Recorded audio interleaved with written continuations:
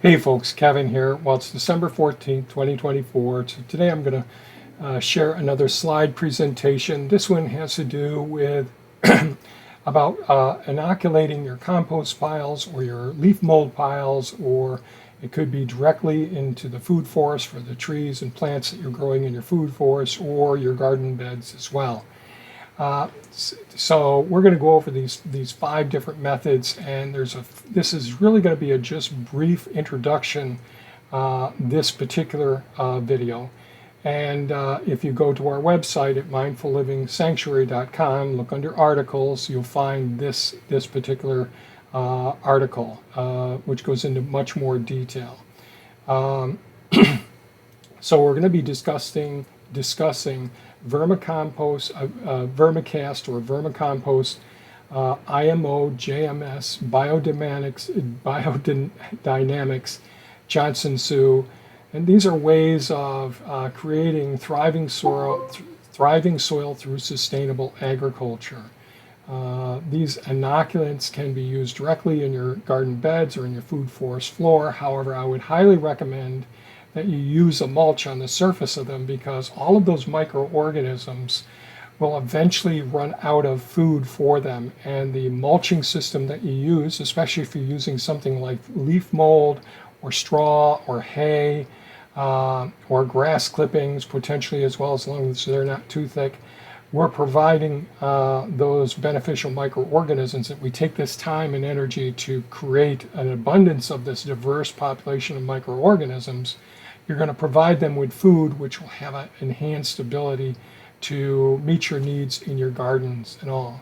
So we're going to go over all five of these systems. But first, what is a soil inoculant? Well, it's a way of replicating and massively increasing the number of beneficial, diverse microorganisms that can be added to your compost pile or to your leaf mold pile to increase nutrient cycle and help these microorganisms build a beneficial soil structure, which will ultimately enhance the plant growth and the productivity of the fruit or nuts or the vegetable matter that you want to grow. So what type of organisms are we looking for? Certainly nitrogen-fixing bacteria, rhizobium. They take nitrogen that's in the air and they convert it into a nitrogen that the plants can use. And also it's going to have mycorrhizal fungi, and we've had many videos about the benefits of the mycorrhizal fungi. That's a fungal organism that's like the internet in the soil.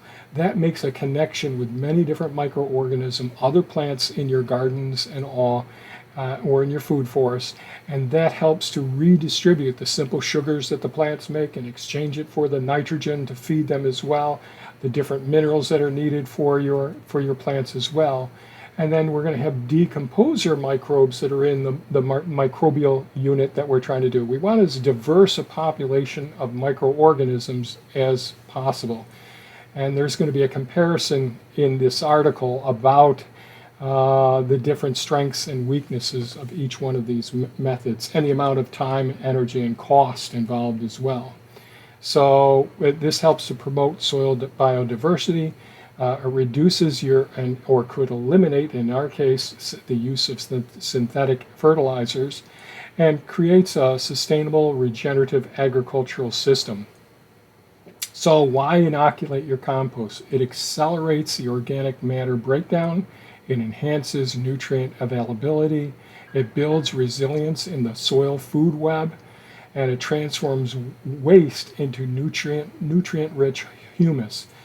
So when we look at the soil layers in our gardens or on the earth, at the very base we have the bedrock, and that might be granite, it might be shale, it might be sandstone, or a mixture of different bedrock, and that gets broken down into the parent material. On our property it's all gravel and that gets broken down into our subsoil, which could be sand, silt, or clay, and everybody has differences as well.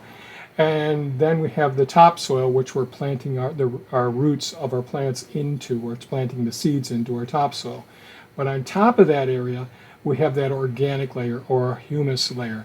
And so by inoculating the topsoil or the organic material on the surface of the soil by adding mulch to it as well. But if you're inoculating that area, all those beneficial microorganisms will gradually work their way down into the soil and the topsoil, help to build that topsoil layer, and also create a structure that is more beneficial for the plants themselves, help to retain moisture, help to do appropriate drainage, and that topsoil layer will get deeper and deeper, and the earthworm population will increase, so the macroorganisms will be there as well. There will be another article on the website, or there is another article on the website, the key differences between compost tea, worm casting tea, extracts, and leachate. And in this video, we'll talk that there's the possibility of application to ways of applying this inoculant to your plants. I prefer, for the most part, directly inoculating the soil that's there. Some people will use it as a foliar application, spraying this compost tea or your inoculant fluid onto the plants themselves, but be very cautious. You never want to spray a leachate, and that's why I suggest reading the article on our website about the key differences between these 4 different liquids. And because the leachate, there may be pathogens in there and no benefit whatsoever, whereas extracts have some more benefits than leachates. But your compost casting tea and your compost tea, if done appropriately, there's very little chance that there's going to be pathogens. However, if I were in the market garden situation and I was selling lettuce or selling tomatoes, I would not do a foliar spray on the fruits and all there. I'd be very comfortable doing it to seedlings, or do a dip of your seedling tray into your inoculant, but just be cautious. You don't want to make people sick. Very important. So the first method is vermicast or worm castings. So on the lower picture on the right hand side, you can see our old stackable vermicomposting system that we had. You put shredded paper, kitchen scraps. You can put leaves in there, straw in there. So you're making layers of the different carbon and nitrogen containing materials into there. And you're letting, in this case, red wiggler worms, which you can see in the upper picture there. And they help to break all those materials down, and the waste product that they produce are called vermicast or worm castings. And this is absolutely nutrient rich, but it's loaded, their castings are loaded with the beneficial microbes. And so they can be applied directly, like we talked about, on the surface of the soil of your plants. But I would always go ahead and put a layer of mulch on top of that. But in this part of this presentation, these worm castings can be aerobically multiplied, and our articles will go into this so that we can make a good vermicast inoculant. So we're making a liquid fertilizer in a sense. So this is really going to, again, improve soil structure, water retention, a steady nutrient supply. As long as we keep feeding those microorganisms, that's going to work out great. Okay, the method 2, indigenous microorganisms. This is a Korean natural farming method used to cultivate local microbes. And so even with what we're doing with the leaf mold, we're using local indigenous microorganisms for all of the plants in our food forest and for the trees and bushes that we propagate, and we do potting mixes and all. Well, if we want to really enhance this and multiply the number of organisms, we can use this method to collect some of your local microbes and using cooked rice and preserve with sugar. This indigenous microorganisms can inoculate bran or your soil directly and mix into your compost or dilute and create a foliar application. And you already know how I feel about foliar applications, the spraying of the plants directly. The JDAM microbial solution, JMS. This looks like a really good system that I'll be going ahead and using a couple of different ways of creating this. I'll make videos about this. So it's a very affordable, inexpensive way of brewing your inoculant using leaf molds, some starch like potatoes or sweet potato. You're using a starch source and adding sea salt to it. And what this does is you're creating this solution aerobically in a liquid media, and you can pour this on your compost, spray it on your soil or in your plants. But again, I'd recommend using this for your mulching on top of this if you're going to apply it to your beds where your plants are. You really want to feed those microorganisms. And with any of these methods that I'm talking about, I would always recommend to get more information online. So how do I go about finding out the best information online? I do a Google search for Scholar, Google Scholar. That's a different specific search engine that Google has. And then you can search for Jadam microbial solutions on Google Scholar, and it will give you peer-reviewed scientific articles that you can go through and get more information on each one of these methods, where it's been studied, how it's been tested, and so on and so forth. And that applies to all 5 of these methods and all. Biodynamic preparations. So what is it? It's a holistic approach using herbs, mineral-based inoculants, yarrow, using yarrow, chamomile, stinging nettle, oak bark, dandelion, valerian. All of these can be purchased through sites that have this system as well, so you can not actually have those. We have all of those on our own property, so we would be able to do this. I'm not as excited about this method for our approach, and there will be a comparison, the pluses and minuses in the full article on our website. It is going to increase the microbial diversity, and it aligns with natural cycles as well. So there's a spiritual component to this as well. So you can read more about biodynamic farming preps. The Johnson Sioux bioreactor. This is a cool system here. I got this image off of Square Foot Gardener Forum, and also using an IBC cage, using some weed mat material around the perimeter. You can use some hardware cloth around the perimeter as well. You can use whatever compostable material you want, and you're going to have some maybe 4-inch perforated pipe, lots of holes in it.